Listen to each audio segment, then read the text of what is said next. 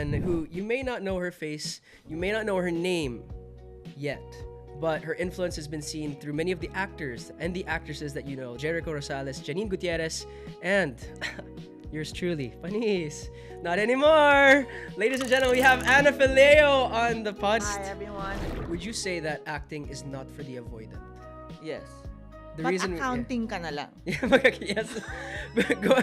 No, really. That's funny because both my parents are accountants. Imperfection is beautiful. You must prioritize being kind to yourself.